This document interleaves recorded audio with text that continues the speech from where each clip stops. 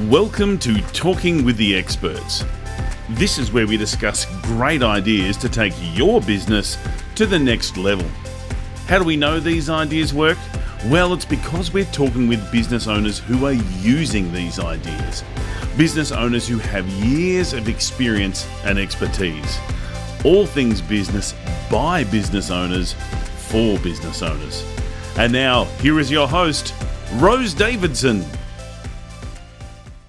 Hi, I'm Rose Davidson from Talking with the Experts. I'd like to take this opportunity to thank Global Glamping Charities for their valued support. Global Glamping Charities, solving homelessness in all its forms. Reach out to them at globalglamping.org.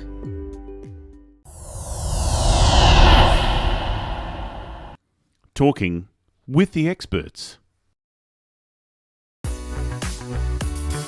In episode 475, Alison Wheeler discusses with us how women in business can find their superpowers. And then that ability to put in basic self-cares, right? Maslow's hierarchy of needs is a very basic thing. The bottom is basic self-care. Get enough sleep, get enough water, get enough nutrition. And it's amazing how quickly we drop those basic things off and then wonder why we are looking for the shiny thing to fix everything. You know, I go through with a lot of my clients, it's like, I know this is really basic and boring, but how much sleep are you getting? And so often women will say, oh, yeah, 4 or 5 hours. It's like, well, you can't, sleep's a superpower, right? We talked about stepping it off. What's your superpower? Sleep is literally a superpower. Try and keep the craziness of your mind, like the negative thinking, try and hold that off with not enough sleep.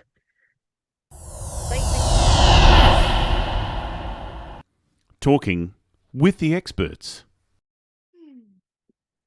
Hello and welcome to Talking with the Experts. I'm your host, Rose Davidson from rosedavidson.com.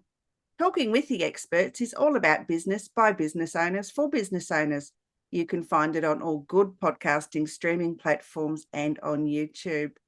And today my guest is Elizabeth. Oh, sorry, not Elizabeth. It's Alison. Hello, Alison. Alison Wheeler, and she's going to be discussing with us finding our superpowers as women in business. Now, often women in business get stuck on how to grow and scale, and they juggle everything to try and succeed.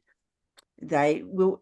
This is an informative and strategic discussion for women to walk away with ways to break through the ceiling that they have reached. And a little bit about Alison. She is a true powerhouse in life and business. She is a world-renowned confidence coach, multidisciplined award-winning performance athlete, and celebrated entrepreneur. Alison and her family now call the Gold Coast, Queensland, Australia home. Her success as an athlete and entrepreneur is magnetic. I can't wait to find out. And her presence is real, raw, and authentic. Alison, welcome, and thank you so much for joining me today. Oh, I am excited for our conversation, Rose. Wonderful, wonderful. Now, how did you become what you are today compared to what you were, say, 5 years ago? Look, 5 years, it's been a journey, right? Like it starts with the first step. So 5 years ago, I was in a totally different company, totally different business, was doing very well in that business as well.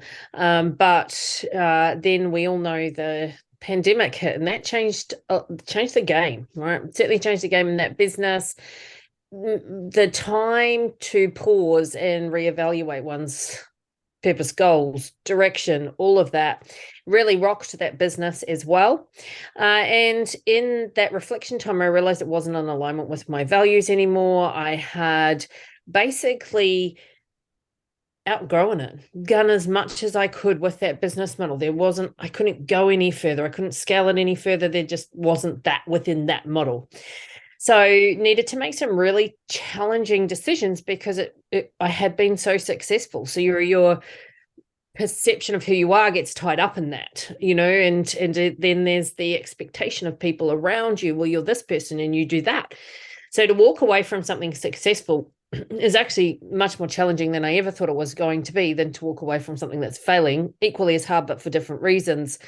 So chose to walk away from that and basically start again from scratch, obviously with new knowledge, and build a business model that was authentic to me based off my superpowers, and wrote my book because to me it's so important for people to build a business that's in alignment with their values and their goals, because it's a lonely journey as it is, particularly as a high performing woman. And I think to get to your goal and realize that you've built it on the wrong wall and you don't have the people around you that you love and you want, you kind of go, what on earth was the point, right? Yeah. So I've been there and done that. So that's kind of my journey. That's probably a very long-winded way of answering your question.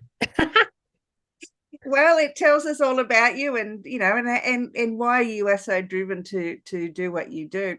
Alison, it's why is it important that we align our businesses to our goals, and to, well, not goals so much, but into our truths, into who we are? Yeah, well, even our goals, because I coach women every day, I coach people every day, and I can sit there and I go, well, what do you want? So many women can't answer that question. So then the problem with it, the problem with not knowing that answer, is that if you don't know your goals and your direction, someone else will tell you what it is. Someone else will guide you. And that can lead to a really large level of resentment. It can lead to burnout. It can also, from my experience in working with a lot of people, it can lead to just this, like just being a grumpy, I don't want to swear, but the B word, right? Like, yeah, you're driven, but you're angry and you're not like that. And you're wondering why people are like, well, why are you acting like that? Or why are you like this? Or why are you short with people? Or, you're so whatever label, right? At which leaves you questioning. It's like, yeah, but I'm not, that's not who I am. Like, what's going on? There's a disparity between the internal you and what you really care for and stand about. You can't seem to get that to express in the world. The consequences of that, like I said, are huge. Burnout is a massive one, and That's for that. I get it a couple of times a year because I just push myself too much and don't do what I want to do. And when I find out that I'm doing something I don't want to do, I feel just tired and just overwhelmed by everything. that's right. Yeah, and it leads to that sense of overwhelm. But when we have that strong sense of what that goal is, where do we want to be, and not a goal so much that's tied, because one of the early mistakes I think that I made, Rose, was that I tied the goal to the vehicle. What that meant is that my whole identity became the vehicle, the business vehicle, not the goal. So then when I had to try and extrapolate out of it, it was very difficult because I was it. And I thought that was who I was, but it wasn't. That was just the means, right? The means to the goal. So that's why it's important to know what the goal is, so you can tie yourself or tether yourself to the goal and have the freedom to move and change. Particularly as adult women, we need the freedom to be able to make mistakes. Like, even I go through this, I'm sure I go through this at least once a week with my daughter who's a teenager. It's okay to make mistakes, like over and over again. So being able to know what that goal is, and then to identify your values, because they're the signposts. They're the little guidance systems that kind of you can meander towards the goal, because we know there's things that are going to take you off path. The goal, getting to a goal is not a straight line. So they're kind of the things that you can measure against. What's important to me? Am I living to my values? Because otherwise we get to the end of a day, the end of the week, the end of the month, and our cup is empty. And we wonder why. Why is our cup empty, right? You cannot pour from an empty cup. We've heard that a million times. It's not like that's a new saying. But then why are you getting to the point that your cup is empty, right? Why?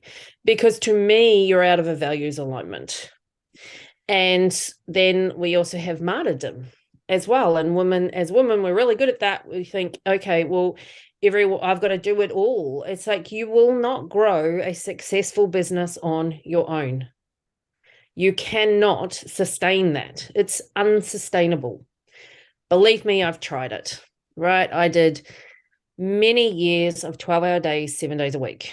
And the resultant of that was I was not a nice person to be around. I was successful all by the dollar figure, but I didn't feel successful. I didn't like who I was when I looked in the mirror, and neither did my family very much. Yes, that might have provided us with luxuries, but for what, right? You don't have to sacrifice everything else. You can still build a 6-figure or 7-figure business or above that, but do it in alignment, do it with authenticity. And because it's worth doing it that way, because it makes you feel good. It feeds you. It fills your cup. You can have a values-based business that you're building that actually fills your cup. What a concept, right? Rather than drains it. I'm very passionate about women building businesses that fill their cup, not continually tap it out and drain it, because what is the point? Absolutely. I totally agree. I mean, when I first started my podcast journey, I was doing 5-6 interviews a day, 5 days a week. So that's 30 interviews every week. Plus, I'd have to try and find time to edit and prepare. And by the time 6 months was up, I'd had it. I mean, I loved what I was doing, but I just couldn't sustain those hours and that responsibility. So I just decided that I'd only do interviews 3 days a week, and the rest of the time I could build my other business and still enjoy a bit of life on the weekends. Yeah, and I think we are deluded to think there is such a thing as balance. It's a very controversial statement, but I really do believe that, because if we think about balance, right, if something's in balance, it's actually not moving. Think of a seesaw, right? That's true. But life is always moving, and we need it to move. If you are in constant balance, you're actually in inertia. It's a problem. What I think that most people are actually trying to say when they are looking for balance is that they've got out of alignment with some of the things that are really important to them, so they feel drained. So then the way we articulate that is to say we want balance. No, life's a blend, right? Like, it's going to be, particularly because most women wear many hats, it's a blend. The art of the blend is to create it in a way that still has those things in it that are really important to you, so that your goals are multifaceted across those areas and you don't leave an area behind. So what I think people really want is they want inclusion of all of the areas of their life that are important to them, not balance, which is non-movement.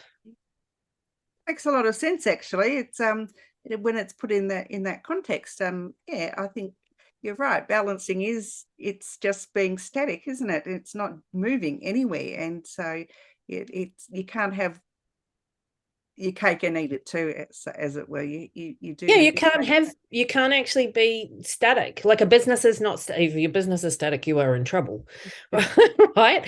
And life is not static. I mean, if your business isn't incrementally growing, the law of the universe, the law of gravity, will take control of that, and it will go down, right? Like, your business actually needs to be growing all the time. So then that therefore means it can't actually be in balance. So I think when we stop, because I think if we're striving for this balance thing, it actually stops us looking at, well, why are we feeling unbalanced? Why are we feeling off center? That I can understand, right? We can feel off center, we can feel unbalanced, but then the real question is, why am I feeling that way? What have I left out of my life that's really important?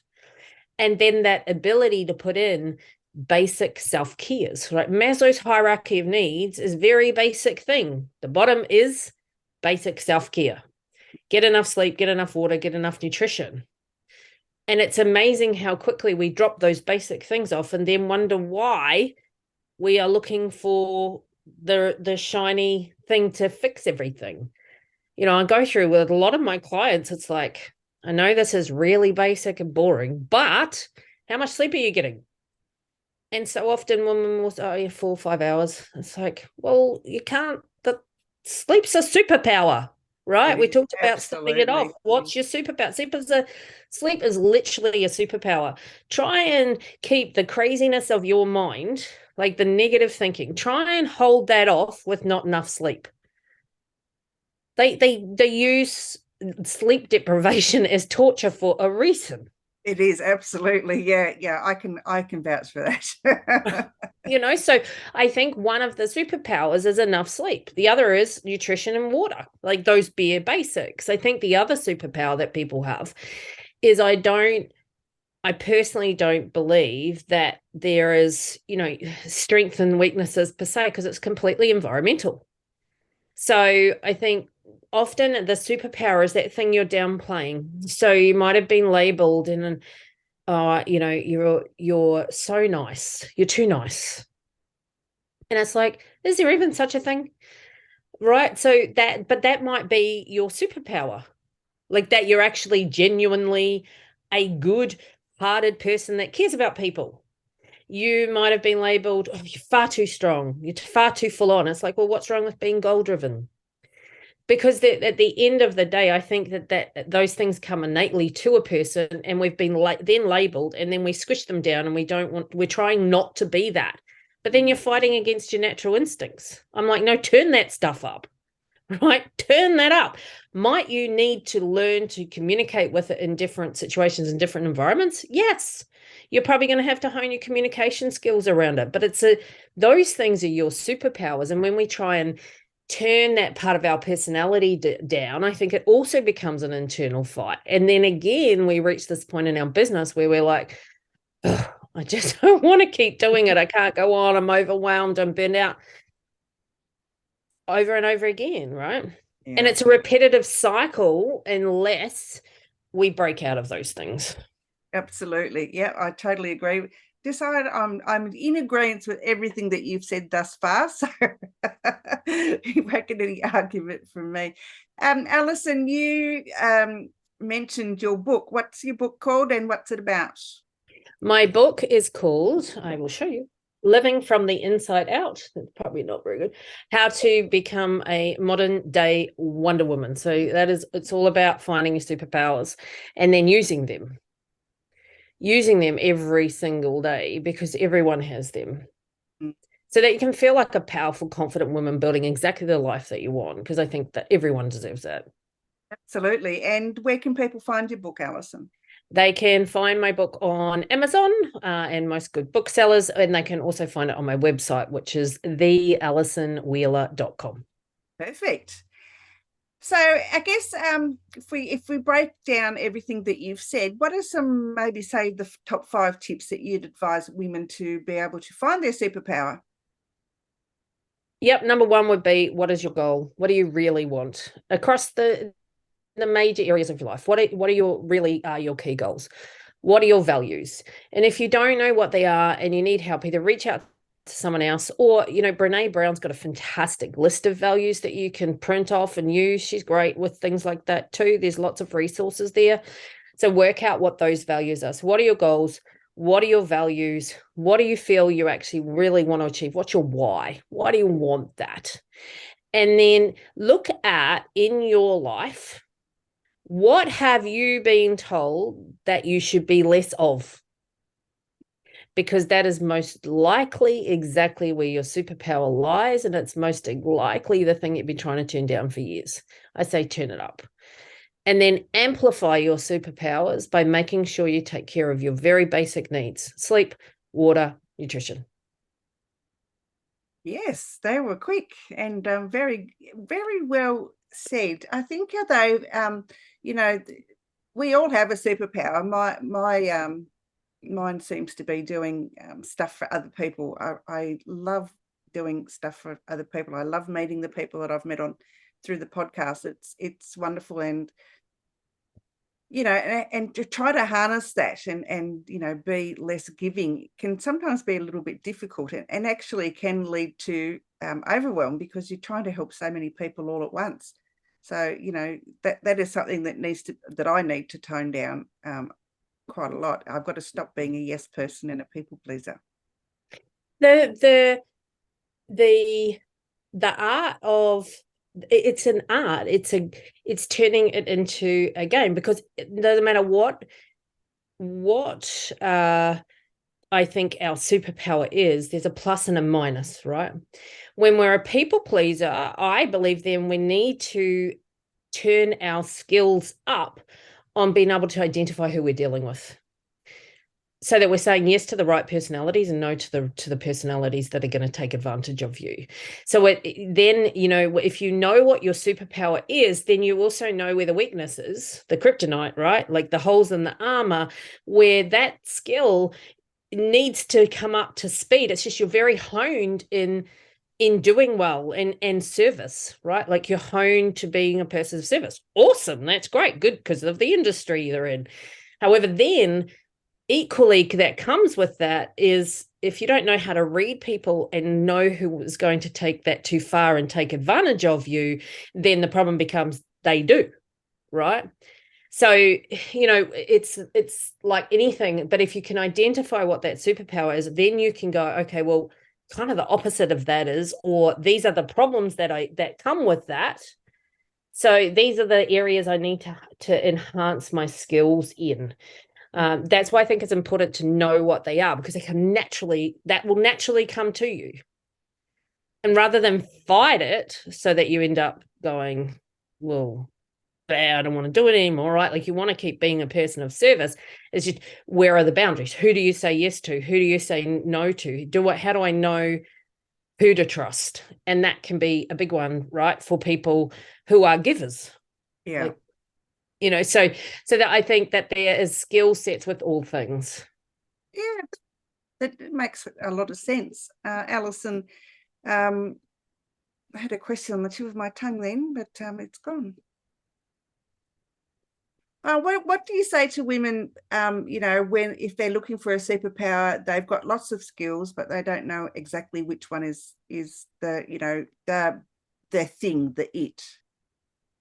Are you talking about like, as in if they were to change careers, or give me a little bit more context so I can... I guess maybe if, say they're good at maybe admin work and they're good at, doing graphics or images and all that sort of thing, but they want to hone in on one and they don't have a favorite. How would they sort of choose?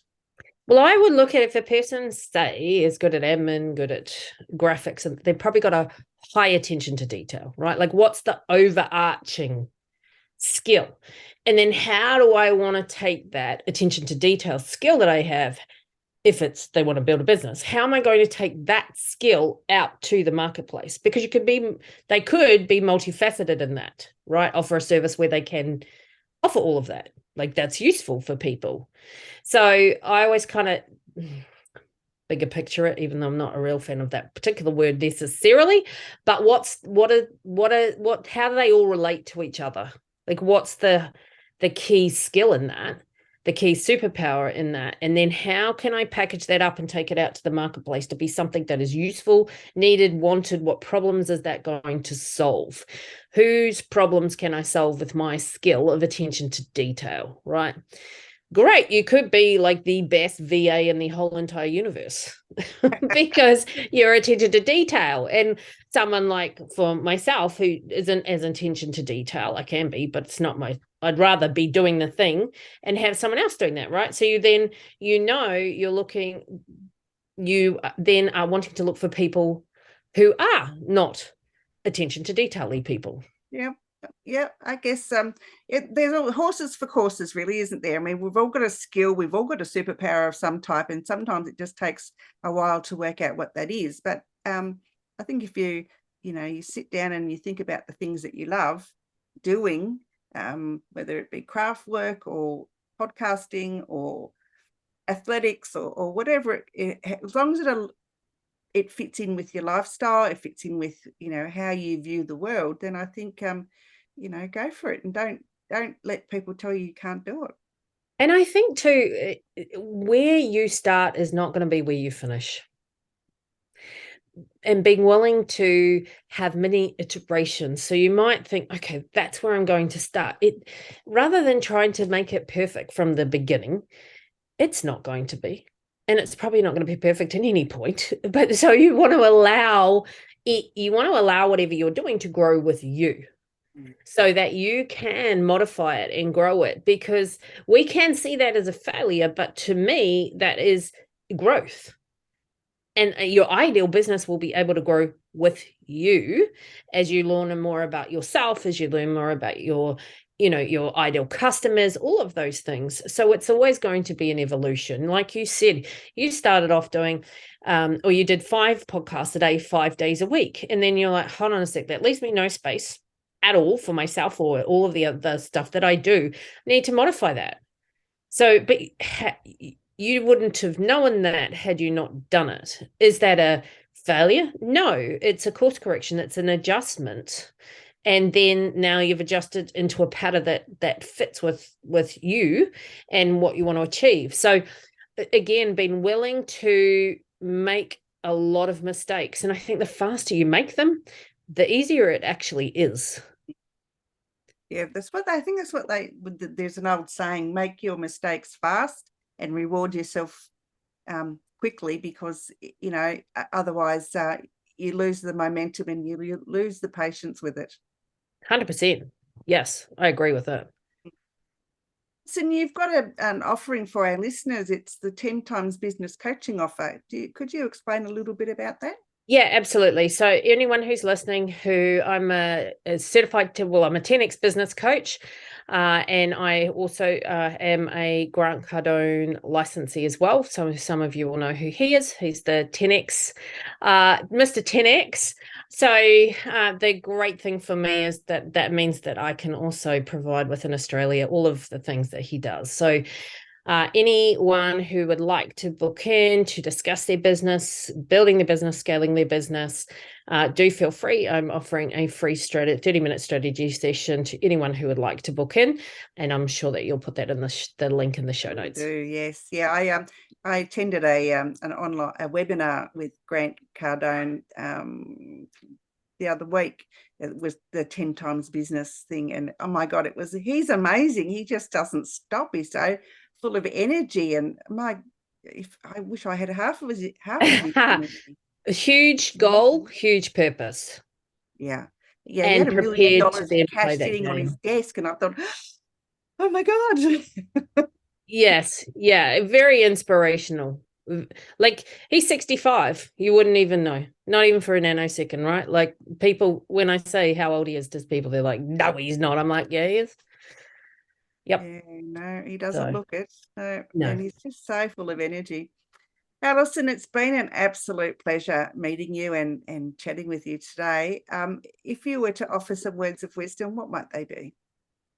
I think get clear on your goals, tap into your superpowers, and shout them from the rooftops, because people are not going to recognize them unless you tell them, right? And people deserve to, and they need to hear your story. Someone out there needs you.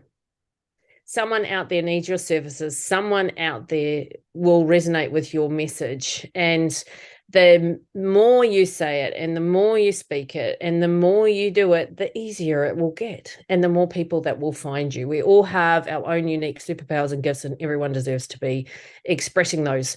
So go for it. Love it. Absolutely love it. Alison, thank you again. And I look forward to touching base with you again very soon. Thank you so much, Rose.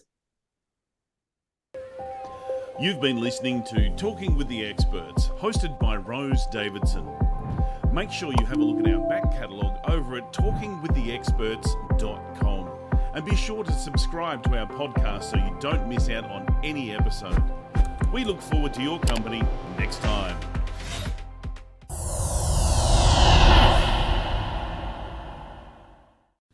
Talking with the Experts.